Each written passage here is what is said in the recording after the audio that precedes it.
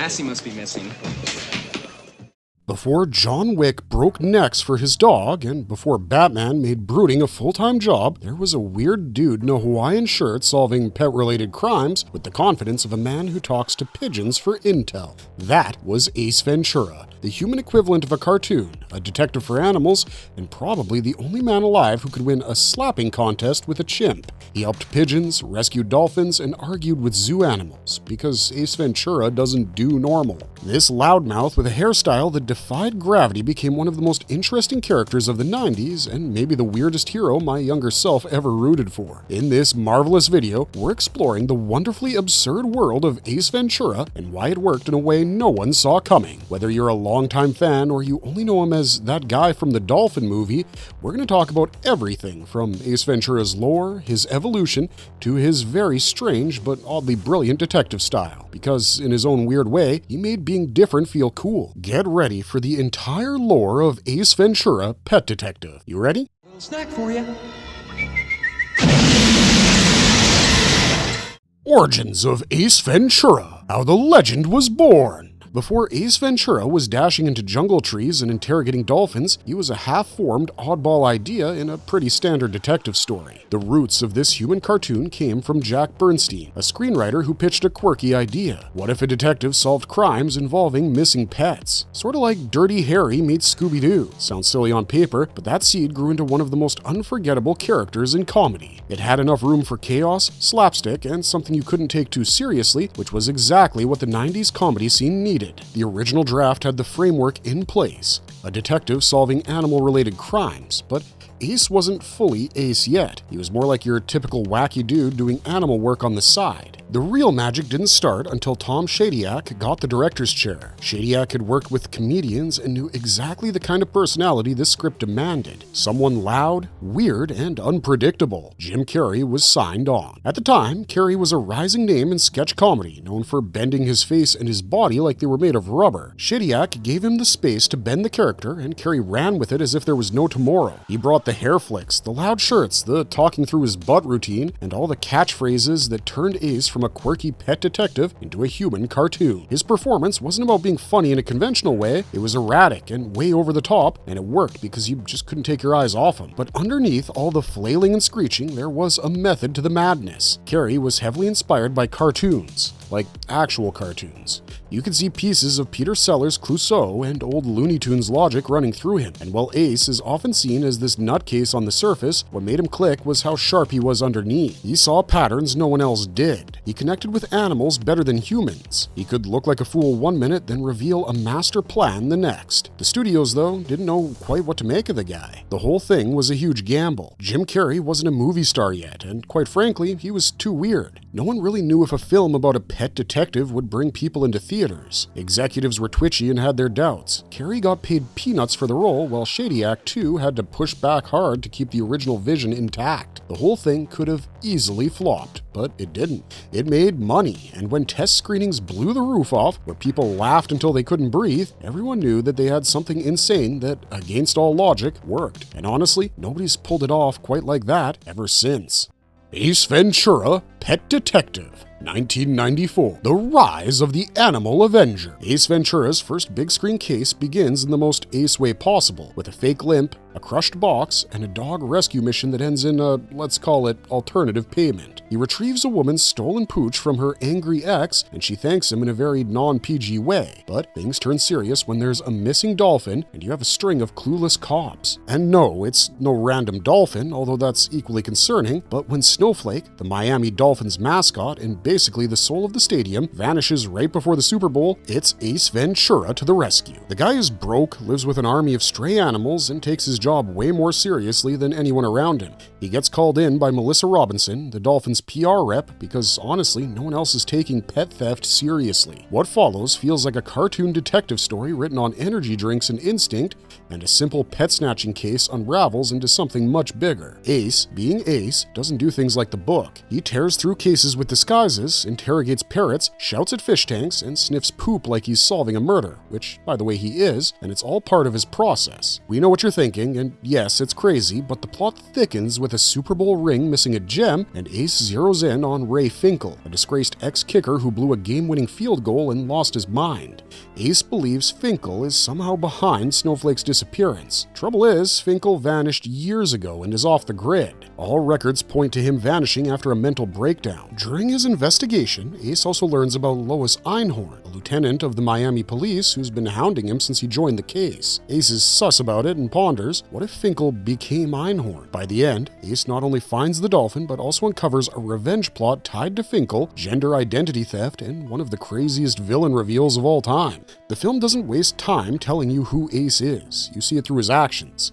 His methods are unconventional and mostly mayhem. He uses costumes, bugs phones, bribes pets with treats, and sneaks into places in ways that should land him in jail. Even when folks laugh at him and think he's out of his mind, Ace powers through. But what sells it is his connection to the animals. He's not doing this for money or fame, but he actually cares about them. The movie never paints him as a joke when it comes to animals. It plays his bond with them totally straight. You get the sense that animals are his people and everyone else is a burden. He sees them as equal beings, and if anything, it's the humans who come off as the dumb ones. The ethics of that world are clear to Ace, and animals don't fake things. They don't lie, manipulate, or betray. People do. That's why he treats a dolphin he's never met like it's family. He hates small talk, avoids crowds, and doesn't trust humans, especially authority figures. The betrayal he feels when he finds out the truth about Einhorn and how badly he was fooled isn't just a twist for the audience, but also personal for Ace. You watch this guy, who's in control when dealing with animals, fall apart when a human breaks his trust. When the film hit theaters, critics didn't really get it, or didn't know what to do with it. Some thought it was dumb, some thought it was obnoxious, but audiences don't care. It made over $100 million worldwide on a tiny budget, and more importantly, it turned Jim Carrey into an overnight sensation. Ace Ventura became more than a movie, it became a meme before memes were a thing. The hair was replicated and catchphrases were echoing down hallways. People quote it to this day. Fan theories even popped up later about his early cases, maybe even claiming he had a sixth sense with animals. And that's how Ace Ventura became more than a joke.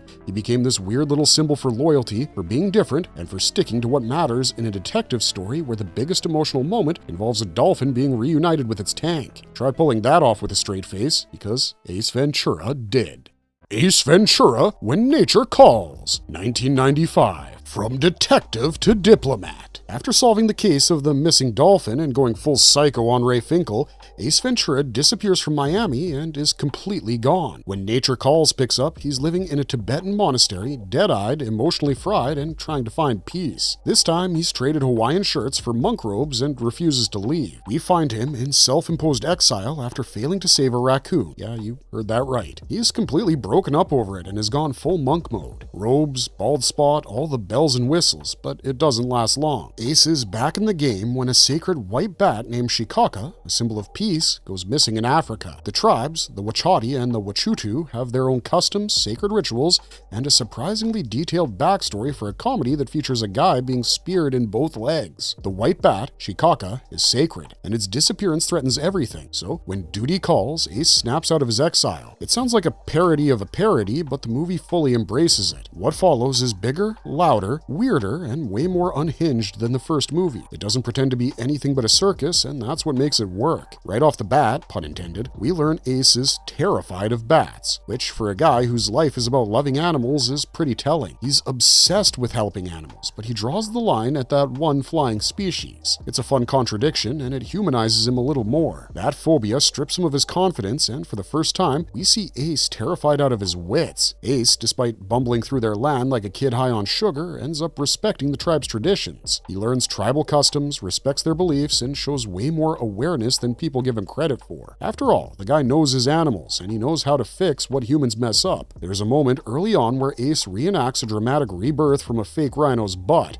It's dumb, but fascinating. He meditates upside down and uses a slingshot made of vines to launch himself across cliffs. He communicates with beasts better than people and starts pulling off feats that would make Wile E. Coyote jealous. Add listening to the jungle to that list. Critics had mixed reactions, and yeah, not all of it holds up today. Some jokes land flat, some scenes feel dated. A lot of When Nature Calls hasn't aged well. The portrayal of African tribes is stereotypical at best, and at times comes across as offensive, and the critics noticed. That said, the core of the story, Ace trying to protect a sacred animal and stop people from killing each other over misunderstandings, is still solid. The film plays it silly, but Ace's intentions are always sincere, and it worked for the crowd it aimed at. The film totally crushed the box office and made over $200 million worldwide, proving that Ace wasn't a one-hit weirdo, and whether you loved or hated the sequel, you remembered it. Around this time, Ace had evolved. He wasn't solving neighborhood pet crimes anymore. He was saving ecosystems, stopping wars, and doing it all with hair like a cockatoo in a wind tunnel. Ace Ventura Jr Pet Detective, 2009, the Misfire sequel. By 2009, the Ace Ventura brand had gone quiet for over a decade. Then, out of nowhere, out came Ace Ventura Jr Pet Detective. The studio ditched director Tom Shadyac and brought in Steve Odekirk, who gave the film a looser, sketchier feel. Even Jim Carrey was nowhere to be seen. The result was chaotic and absurd, and not in a good way. This one follows Ace Ventura's alleged son, a 12-year-old boy who suddenly exists with no real explanation, has the same hair, clothes, and chaotic instincts, except without the energy, charisma, or comedic timing that made the original Ace iconic. The story goes that Ace Sr. is missing, but no one bothers to explain where, why, or even how, and Jr.'s in charge now. In terms of setup, the film tries to be a clean reboot for a younger audience, the Nickelodeon crowd. Ace Jr. inherits the family's animal whisperer gift and jumps into a case involving his mom being framed for stealing a panda from the zoo. He teams up with classmates, sneaks around the city, and solves the mystery. Unfortunately, the edge is gone, the jokes are squeaky clean, the animal antics are tired, and the weird charm that made the original work is completely missing. It wants to be goofy, but lands somewhere between awkward and uninspiring. It feels like it wants to be Ace Ventura Light, but ends up feeling like a copy of a copy, if you know what I mean. It doesn't play by the rules of the earlier films, and even the pacing feels off. There's no build-up, no real connection to the world Carrey created. We never learn who Ace Jr.'s mom is supposed to be in the context of these past movies. Worse, it messes with continuity. There was never a hint that Ace had a family, let alone a kid. The original character seemed more likely to adopt a pack of wolves than settle down. Fans, who had grown up quoting "loser" and "alrighty then," weren't buying any of it. The whole long-lost son takes over trope is a little forced, and it's even worse here. The film tried to ride the nostalgia train, but quickly lost steam, and the critics weren't buying it either. It was universally criticized for being uninspired, lacking in quality, and completely disconnected from what made the original Ace Ventura film stand out. Carrey's absence sucked the air right out of it. It lacked the physicality, the absurdity, and the weird confidence that made the first two films work. Instead of creating new magic, it rehashed old movies with less bite. Even the animals looked bored. Technically, it's part of the official franchise, but fans pretty much pretend it doesn't exist. It's technically canon because someone signed the paperwork, but most fans toss it in the non-canon bin alongside bad spin-offs and weird animated tie-ins. Still, it exists out there, and whether we like it or not, it sits in the timeline as the moment the Ace Ventura name was attached to a reboot that tried to bottle lightning with a battery-powered flashlight. And it failed, spectacularly. Ace Ventura, the animated series, 1995 to 2000. Canon for kids. Ace Ventura, the animated series, picked up where the first movie left off like Ace never left. It spun into a loud, slapstick cartoon tailored for 90s kids who couldn't get enough of the guy in the Hawaiian shirt. The brief was clear. Take everything weird about Ace and run wild with it. Basically, the original Ace with volume turned up and physics turned off. The series ran from 95 to 2000 and built its own little world around Ace. Spike the monkey stuck around, obviously, and Mr. Chickadance, his grumpy landlord, got more screen time, usually to scream about rent or animals trashing the apartment. The cases Ace took on were just as bizarre as before. One week it's a stolen tiger from a circus, the next it's a ghost haunting a pet cemetery. He faced eco-disasters no one else could fix and poachers that were up to shady business. It had everything and it made it weird. The series also added a rotating cast of original villains. Poachers, corrupt zookeepers, mad scientists, and a ton of animal-napping weirdos. The series introduced a handful of recurring villains too. Characters like the Gator Guy or Dr. Moreland Snit fit the tone, silly but dangerous enough to keep things moving along. These baddies never threatened Ace on a serious level, but they gave the show structure and made it feel like more than a loose string of gags. The show didn't tone down Ace either. It amplified him. He jumped through windows, argued with parrots, solved cases with his gut, his monkey, and whatever sounds came out of his mouth that day. But he always got the job done, because when you hire Ace Ventura, the quirky is part of the package. What made this series fun was how it expanded Ace's lore without messing with his eccentricities. We see flashbacks to his childhood where tiny Ace is still spouting catchphrases and saving kittens from trees, or getting way too attached to lizards and alley cats. They even teased how he built his bond with animals in the first place. The show presented the idea that animals trusted him completely, like he was one of them, and Ace treated every creature like it mattered. The movie gave us Ace as an oddball, the cartoon gave us the background. One of the weirdest and most awesome moments out there was the crossover with the Mask animated series, which lit a fire in every 90s kid's brain. The episode had Ace teaming up with Stanley Ipkiss in full green-faced madness. It teased the idea that both shows, and by extension both movies, might live in the same universe, what fans now call the Careyverse. It was goofy, nonsensical, and completely on brand for both franchises. Although the animation wasn't top tier, for 90s kids, this was prime Saturday morning gold. Also, the humor was one big slap in the face every 5 seconds, but for the kids who grew up with it, the show was Ace, and it kept him fast and unpredictable. It stayed true to the heart of the character, a guy who would rather hang out with a skunk than a human, and somehow made that look cool and kept him alive after the movies. For many, this is where Ace became more than just Jim Carrey. It didn't break new ground, but it certainly made Carrey an icon with a monkey on his shoulder and a mission in his heart. Not every episode holds up, but the show's legacy is still solid. Ace Ventura Comic Books, The Forgotten Lore. Yup, Ace Ventura even had some comic books. Crazy, I know. While most people remember the movies or even the cartoon, the comic books mostly went unnoticed, even though they added some pretty legit stuff to the franchise. The first batch came from Marvel in 1994 and was a straight-up adaptation of the first movie, frame by frame, line by line. It followed Ace through the Snowflake case. We got the dolphin heist, the disguises, the butt monologue, and that infamous reveal of Lieutenant Einhorn in full comic book glory. Nothing too new here, story-wise, but it brought the story to comic readers. Then, in 1996, Harvey Comics gave it another go and brought Ace Ventura, the animated series comics, which had the tone and look of the cartoon. And that's where things got fun. The stories were even more out there than the show. Ace faced mutant beasts, freak weather machines, and even a pet-snatching villain who lived inside a living doghouse. One issue even has Ace chasing an endangered chameleon across a tech convention. The comics didn't try to copy the films, but fully took on the weirdness and gave Ace a playground where literally anything could happen. Absolute chaos, but with animals. They also introduced a few new characters, villains that never made it to the cartoon, sidekicks who appeared for one adventure, and even weird settings like an underwater rescue base or a mountaintop penguin retreat. None of it rewrote anything from the movies, but it expanded Ace's turf and gave him more ground to cover. What made these comics surprisingly cool was the occasional break in tone. Every now and then, the comics slowed down and let Ace reflect. He would rant about why animals are better than people, or why he refuses to work for humans who lie, steal, or treat creatures like objects. It gave the character a little depth, humanized him, enough at least to remind readers that underneath the chaos, Ace actually cared a lot. Artistically, the comics didn't change much. It still had the big head and exaggerated motion, and the style certainly helped sell the madness. But for die-hard fans, they're worth digging up, especially if you're one of those fans who always wanted more Ace and didn't mind if it came with a mutant sloth or a talking trash can. The comics filled in little gaps, added more goofy to the whole Ace Ventura aura, and gave Ace the room to go even more berserk. The comics are kind of like extra episodes you never saw on TV. There's more cases, more critters, and more excuses for Ace to jump through windows and argue with parrots. Although today, most fans don't talk about these books, which is a shame. The comics may have bitten the dust and been forgotten, but are they forgettable? Not if you grew up reading them with cereal and Saturday morning cartoons echoing in the background.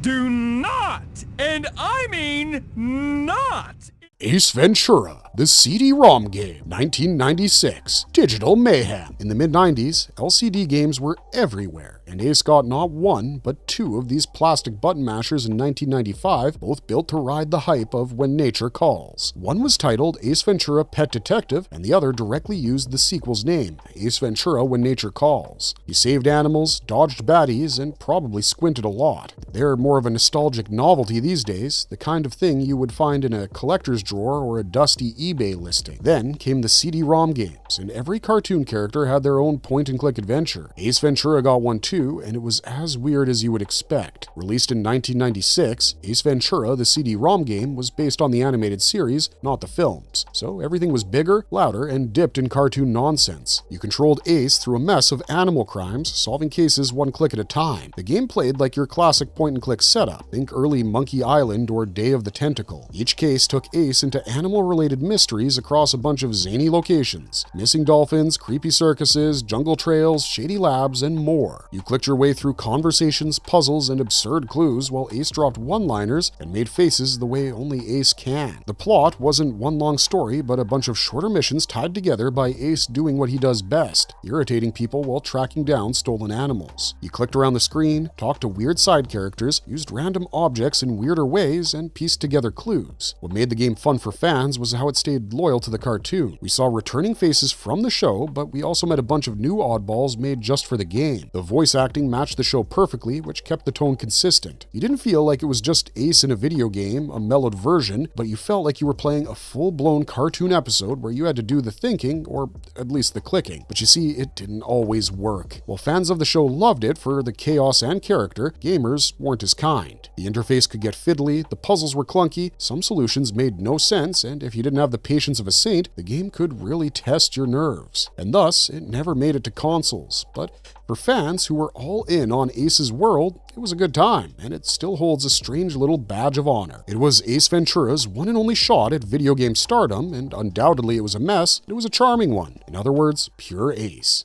Ace Ventura 3, the long-rumored comeback. Ever since Ace Ventura rode off into the jungle sunset in When Nature Calls, fans have been asking the same thing. Where'd he go? And more importantly, when's he coming back? In 2021, the Ace Ventura rumor mill kicked back into gear when Morgan Creek, the folks who still held the keys to Ace's Animal Kingdom, dropped a hint that a third movie was in the works. It was unofficial, but enough for the fans to finally dust off their Hawaiian shirts and root for their animal detective. Amazon was reportedly involved, which made sense since their streaming had become the new home for weird revivals. The Sonic the Hedgehog writers were rumored to be attached, and that was big. The fans were at ease since they had already proven they could update a manic, over-the-top 90s character without losing the heart, and Jim Carrey had teamed up with those writers already and seemed to have fun doing it. But the biggest question, of course, was would Jim Carrey actually come back as Ace? And nobody really had a clue. Although there was no confirmation yet, Carrey always had a soft spot for the character, and if the script was right, Carrey stepping into Ace again wasn't really off the table. The fans were hopeful, and this time they didn't want a reboot, but a sequel. Just older Ace, grayer maybe, but still causing chaos. And honestly, fans want that evolution. They don't want Ace to be frozen in 90s madness forever. They want him still manic, still spouting nonsense, but also someone who's grown from all the shenanigans. But the big challenge was that Ace Ventura is a very specific kind of comedy. Absurd, physical, and obviously unapologetically weird. That kind of humor doesn't always land the same way nowadays, especially when audiences are more tuned into what flies and what doesn't. And Ace is pure raw chaos. If you try to water that down, it dies. If you let it go full blast without control, it falls apart. It needs balance, and if anybody could find the perfect line, it's Jim Carrey. But only with the right writers, the right director, and the right reason to come back. So as of now, nothing concrete has landed, but the door's open. And if Carrey does make a return, aged, curious-eyed, and still talking to parrots, it could be the comeback no one expected, but everyone low-key wants, and people might actually be ready to cheer for it only if they do it right.